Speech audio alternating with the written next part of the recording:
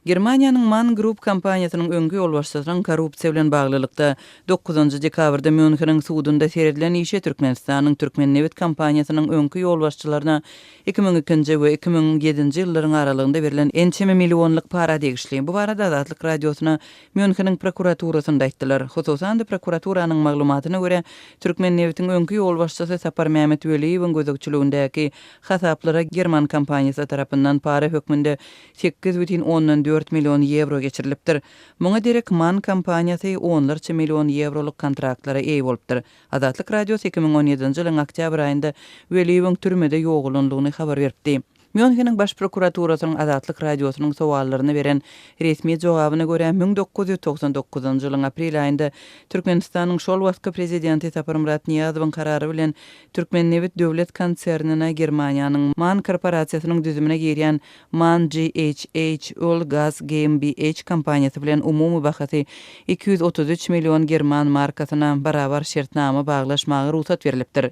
Şol ýylyň maý aýynda Türkmennewitiň başlygy Sapar Mehmet Weliýew şol kompaniýanyň müdiri bilen şertnama baglaşypdyr. Onuň ady suw diýişiniň bähbidi sebäpli agdalmaýar. Şertnama boýunça German kompaniýasy Körpüje gaz ýatagynda gaz kompressor stansiýasyny dogly gurup bermeldi.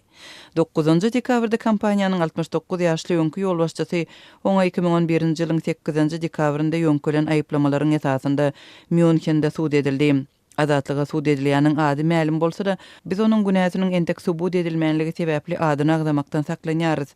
Azatlyga ma'lum bolşyna görä sud edilýäniň türkmen tarapy bilen deslapky şertnamany gol çekmänligi ihtimal, emma ol guman edilýän galplyklaryň amala aşyrylan döwründe German kompaniýasyna ýolbaşçylyk edipdi.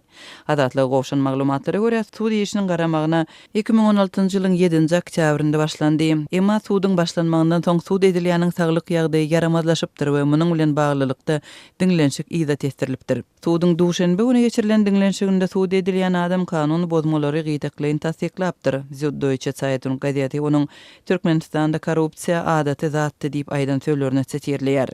Materiallardan ma'lum bolşyna görä 2002-nji ýylyň oktyabr aýynda MAN GmbH Öl Gaz GmbH şirketini öz düzümine goşan MAN korporasiýasyna degişli beýleki bir kompaniýa Ferrostal GmbH tarapyndan Körpejede planlaşdyrylýan gaz kompressor stansiýasy üçin umumy bahasy 34 milyon euroluk 6 sany gaz kompressor berilipdir.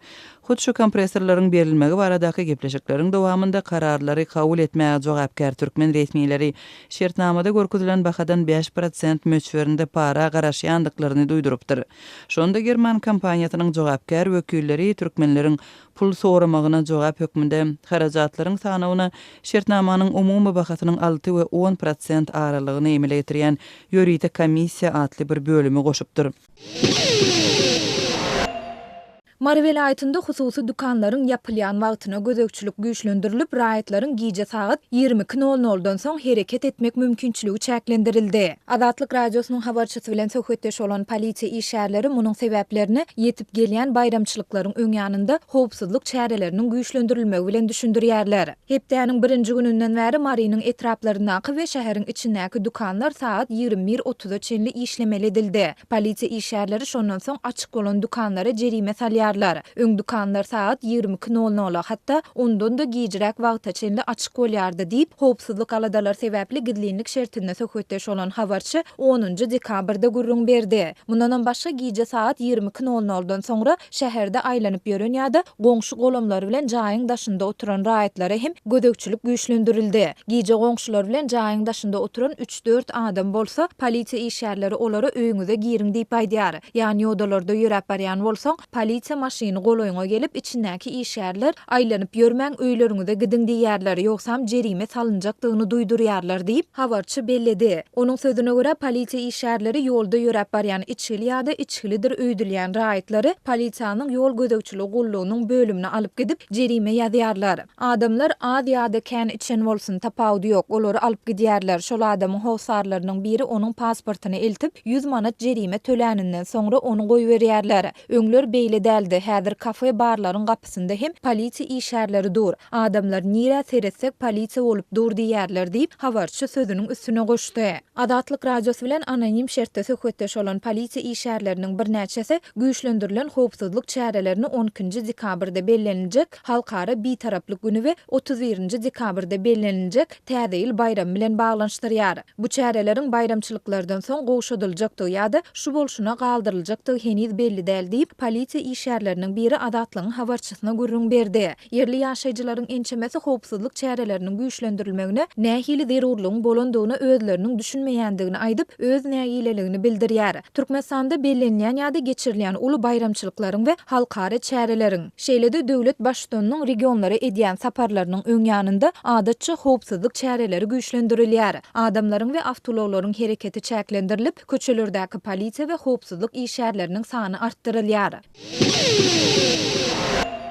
Türkmen alymy Türkmenistanyň beýtaraplyk siýasatynyň öz gözbaşyny partiýa şalygyndan alyp gaýdýanyny aýdýar. Türkmenistanyň Ilymlar Akademiýasynyň Taryh we Arheologiýa institutunyň uly ilmi işgäri Juma Urazklyjew SNG-niň Sesi online radiosyna beren interwýusyny Türkmenistanyň beýtaraplyk siýasatynyň öz gözbaşyny gadymy partiýa şalygyndan alyp gaýdýanyny öňe sürdi. Onuň sözlerine görä türkmenleriň esaslandyran partiýa şalygy biziň eramyzdan 69-njy ýylda Rim imperiyasy bilen şertnama gol çekip kanuny esasy beýtaraplyk statusyna eýe bolupdyr. Türkmen alymy bu sözlerini delillendirmedi. Ýa-da öňe sürýän maglumatlaryny suwutnama hökmünde taryhy çeşmelere salgylanmady. Eýsem gadymy partiýa döwletiniň häzirki zaman Türkmenistanyň beýtaraplyk siýasaty bilen nähili ilteşigi bar. Türkmen intelligensiýasy näme sebäpden ýurdun beýtaraplyk siýasatyny taryhy dowamy hökmünde şöhrelendirmäge synanşýar. 10-njy dekabrda Azatlyk radiosy Türkmen alymynyň sözleri bilen baglylykda Türkmenistanyň daşary siýasaty oňyn beýtaraplyk we Türkmen rejiminiň berkişmegi atly kitabyň awtory Glasgow Üniversitetiniň Merkezi Aziýa boýunça lektory Luka Ancheski bilen söhbetdeş boldy. Ol Türkmen alymynyň Türkmenistanyň beýtaraplyk statusynyň taryhy kökleri barada öňe sürýän maglumatlaryny toplama häsiýetlendirdi. No, this is not true. I mean, these claims are completely fabricated. Bu anyk maglumat däl, öňe sürilýän bu maglumatlar tutuşlugyny toslama. Aslynda bu täzelik däl, mundan ozal hem Türkmen beýtarap daşary siýasatyny taryhlaşdyrmak boýunça synanşyk edildi. Men Türkmen beýtaraplygyny öwrenýän wagtlarymda Türkmen resmiýetleriniň, hatda Niýazowyň hut özüniň türkmenler beýtarap. Sebäbi bu olaryň çarwa medeniýetinden gelip çykýar. Çarwa halklary oturumly halklara garanyňda has asuda bolýar diýen sözlerini ýygy-ýygydan duş gelýärdim diýip Ancheski aýtdy. People who are more peaceful than the sedentary people are.